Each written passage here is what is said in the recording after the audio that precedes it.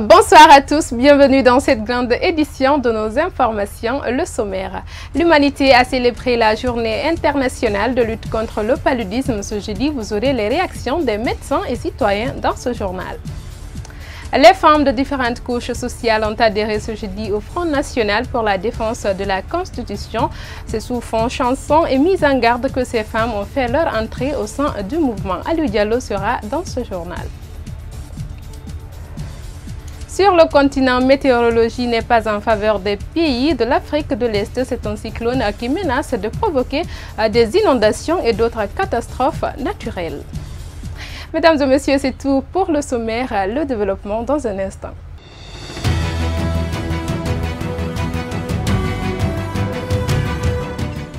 Nous ouvrons ce journal par ce Conseil des ministres qui s'est tenu ce jeudi sous la houlette du président de la République. Une rencontre au cours de laquelle plusieurs questions importantes ont été abordées par les responsables des départements dans les cas de maltraitance des concitoyens au Koweït. Suivez ce extrait de la rencontre. Le chef de l'État a également exprimé sa préoccupation par rapport aux actes de maltraitance rapportés par la presse au sujet de citoyennes guinéennes expatriées au Koweït.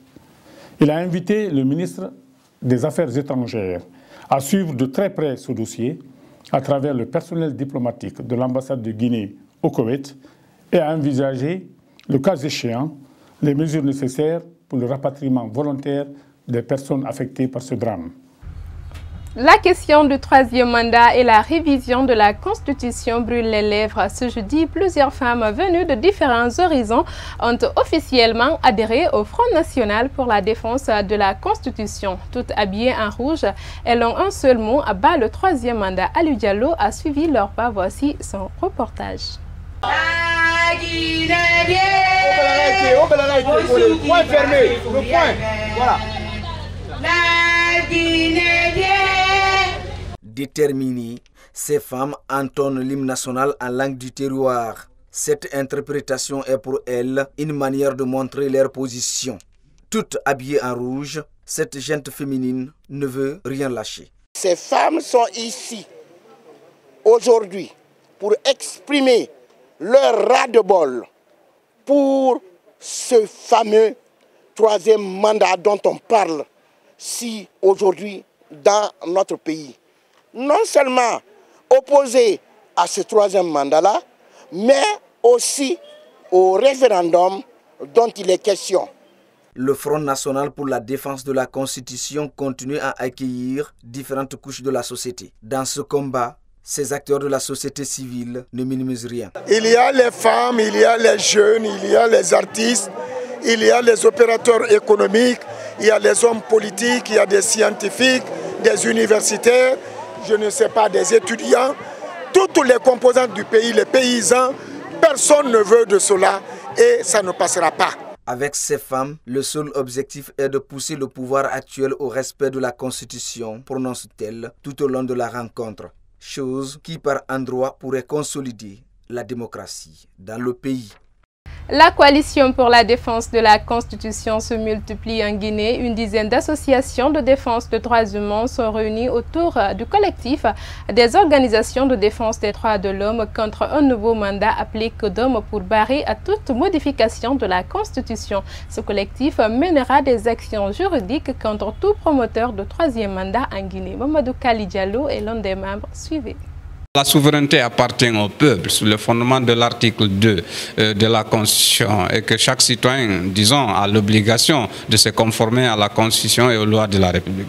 En fait, le CODOM estime aussi user la voie judiciaire. D'ailleurs, c'est clair aujourd'hui, s'il y a eu refus de mettre la haute autorité de justice, la haute cour de justice qui devait se pencher sur la question de parjure. Au-delà de cette déclaration, nous comptons mener des actions des actions pédagogiques pour expliquer le fondement juridique, des actions aussi aller à l'encontre des personnalités, des diplomates et autres, et surtout aussi rester en justice, comme je venais de le dire tantôt. Le 25 avril est décrété par l'Organisation mondiale de la santé comme étant la journée mondiale du paludisme. Objectif, fournir des informations pour la lutte antipaludique, notamment des activités communautaires de prévention et de traitement de cette maladie en République de Guinée. Cette occasion a été mise à profit pour sensibiliser et offrir des moustiquaires à la population. Reportage Lansana Traoré. Faire connaître et comprendre le paludisme est le but de cette journée. Le palu est une maladie parasitaire potentiellement mortelle transmise par des moustiques. Cette journée du 25 avril sert ainsi à mobiliser l'opinion publique en faisant connaître cette maladie et à favoriser l'accès au traitement et aux soins. Avec le programme national de lutte contre le paludisme également, nous disposons ici de façon gratuite toutes les molécules intervenant dans la prise en charge du paludisme, que ce soit au niveau des tests qu'on appelle les TDR, que nous disposons ici de façon gratuite. Et en plus de ça, il y a les antipaludins, le coartem et l'artésunate que nous disposons ici, que nous offrons à la population de façon gratuite. Le paludisme constitue jusqu'à présent l'une des principales causes de consultation dans notre structure ici. Dans certains villages ou localités, ils utilisent ça pour faire des enclos. Et c'est ce qui n'est pas normal. Il faut que la population change de mentalité, qu'ils chassent. L'un des moyens phares pour se protéger contre le paludisme, c'est de dormir sous les moustiquaires. Il faut qu'ils acceptent de dormir sous les moustiquaires, voilà, et assainir les endroits. Venue pour une consultation pour son bébé, cette jeune dame attend son tour. Accompagnée de sa maman qui tient son bébé, elle nous fait savoir qu'elle a reçu son moustiquaire dès le début de sa grossesse. À partir de là, elle ne s'en est jamais débarrassée. Plus loin, elle explique aux autres nourrices les méthodes de prévention de cette maladie. Étant enceinte, j'ai été au CMC Ratoma. On m'a un peu expliqué les dangers du palu contre la grossesse. Donc, on m'avait donné des moustiquaires et m'expliqué correctement comment l'utiliser pour éviter le palu. Donc, à l'accouchement aussi, la même chose pour le bébé.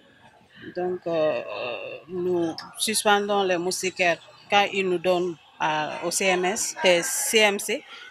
Nous l'accrochons pour 2 jours et puis nous le mettons sur le lit pour dormir sous. Donc, depuis lors, je ne me plains pas, il n'y a pas eu de palu, rien. Le palu est très dangereux pour la population.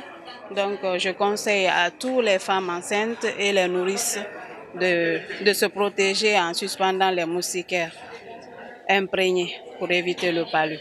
Il faut toujours faire la propriété, il faut toujours assainir la maison. En République de Guinée, les festivités se tiennent cette année à Fria sous le thème « Zéro palu, je m'engage » et surtout couplé avec le lancement de la campagne de distribution de plus de 8 millions de moustiquaires imprégnés dans tous les ménages.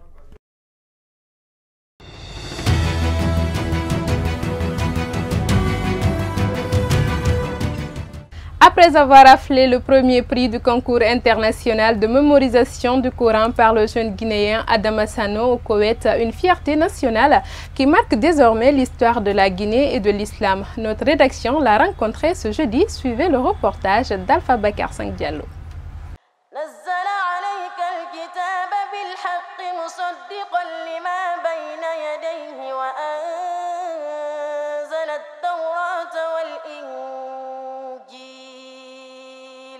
Revenu fraîchement d'un concours international dont il a raflé la première place, Adama Sano est devenu une fierté nationale. Le vainqueur de ce prix international revient sur son parcours. Quand je quittais, j'avais la confiance du gouvernement et de mon maître. Là-bas, quand je fus appelé, j'ai appliqué ce que mon maître m'a appris. Et par la grâce de Dieu, j'ai été le vainqueur. Fier de son enfant, le père d'Adama Sano remercie le bon Dieu et toutes les personnes qui ont contribué pour sa réussite. Mes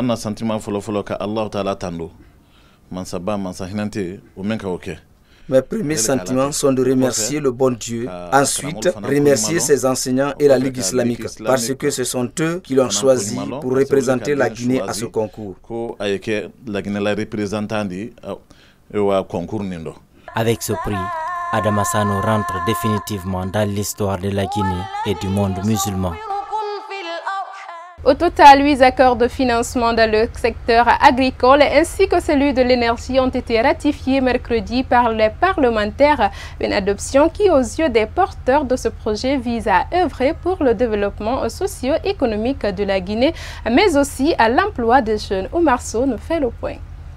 Ce sont 5 rapports concernant 8 accords de financement, à savoir 2 dons et les autres d'ordre concessionnel, qui ont été présentés devant les députés. Des accords négociés par le gouvernement guinéen. Ces textes concernent essentiellement le domaine rural et énergétique. Le domaine rural pour conforter les capacités de production de notre monde rural. En majorité, ça va être pour les jeunes et les femmes. Globalement, tous les accords ont été très attentifs à la contribution, à la participation des jeunes et des femmes agriculteurs et agriculteuses, 30 à 35%, pour améliorer leurs conditions de production. Dans le domaine de l'énergie, l'objectif du projet, selon le rapporteur général de l'Assemblée nationale, est d'établir l'interconnexion des réseaux électriques en cours de construction dans la sous-région. Le financement du projet d'interconnexion électrique de 225 kV Guinée-Mali coûterait 430 millions d'euros, dont 284,74 millions en Guinée. Évidemment, il y a des intervenants et nous avons le tableau qui est présenté à ce niveau. Une ratification des accords de financement rendue possible grâce à l'appel des présidents des 3 groupes parlementaires. Un vote favorable qui d'ailleurs s'est fait en présence des ministres concernés, à savoir celui du commerce ainsi que l'agriculture, qui s'est fait remplacer par le responsable du département de la pêche. La drépanocytose est l'une des maladies génétiques les plus répandues dans le monde. En Guinée, cette pathologie qui ravage est méconnue de la population. Un cri de cœur a été lancé mercredi par la structure Guinée Solidarité pour venir en aide aux personnes souffrantes de la forme sévère qui attendent d'être opérées avec un coût élevé de 3 000 €. Cependant, ces patients vivant avec cette maladie sont des personnes démunies qui attendent d'être prises en charge. Explication, Kadiatou Chérif Fofana. La drépanocytose, aussi appelée anémie falciforme, est une maladie héréditaire touchant l'hémoglobule des globules rouges. Cette protéine est essentielle à la fonction respiratoire. C'est elle qui permet le transport de l'oxygène dans l'organisme. La drépanocytose, c'est une maladie héréditaire qui se transmet de père en fils. Et que le problème, la maladie se situe au niveau des globules rouges. Donc, les cellules qui doivent transporter l'oxygène au niveau du corps humain. Et ces cellules subissent ce qu'on appelle une déformation, qu'on appelle la falciformation.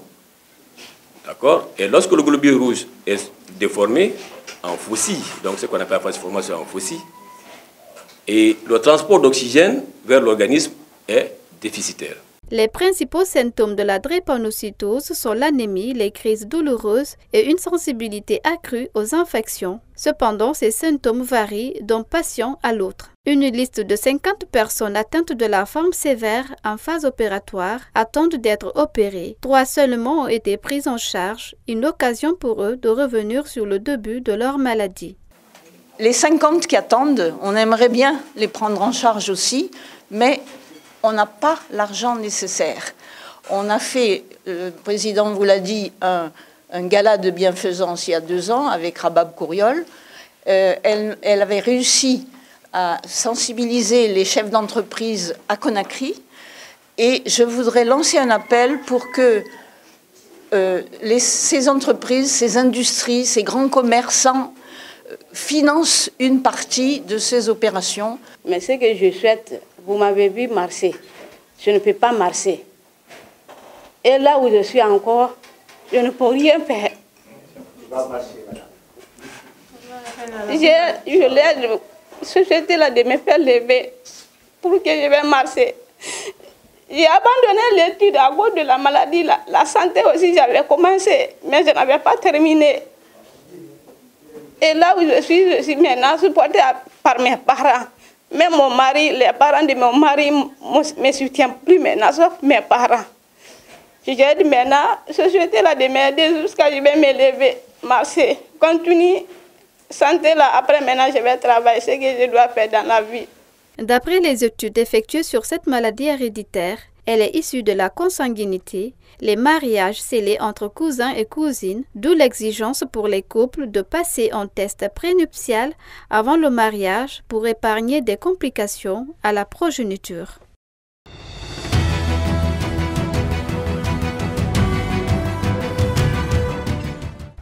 Parlons sport dans ce journal, 13e édition de la Coupe d'Afrique des moins de 17 ans, Tanzanie 2019. Le Sili national cadet affronte ce dimanche les Lions indomptables du Cameroun.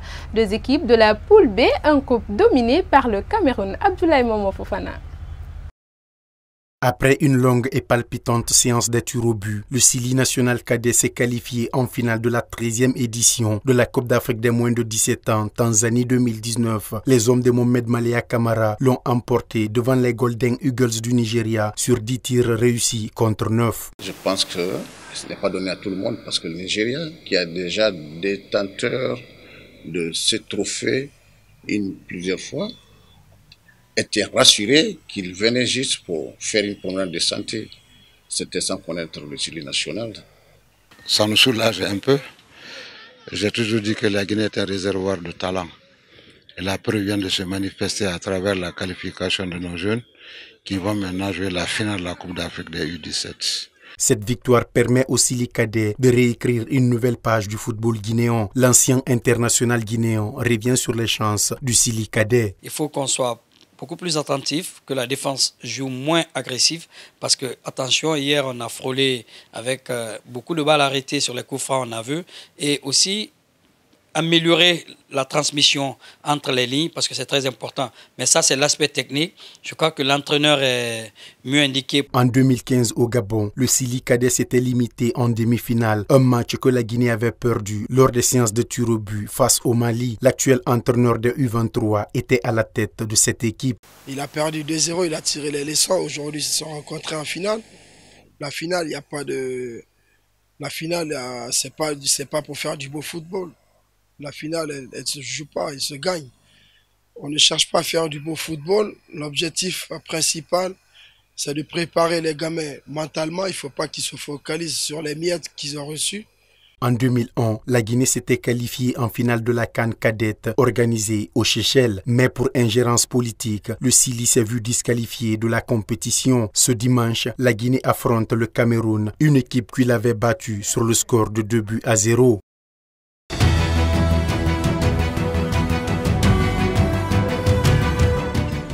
Sur le continent, les météorologistes prédisent d'importantes inondations et d'autres catastrophes liées au passage du cyclone Kenneth. Le cyclone qui s'approche du sud-est de l'Afrique a été requalifié par les météorologistes en un cyclone tropical de forte intensité. Un terme technique basé sur la vitesse du vent, il devrait toucher sur terre sur la côte nord de Mozambique au plus tard jeudi. Les populations dans le pays déjà touchées par ce cyclone Idai s'attendent à des inondations catastrophiques, à des vents destructeurs et à une forte onde de tempête de 3 à 5 mètres.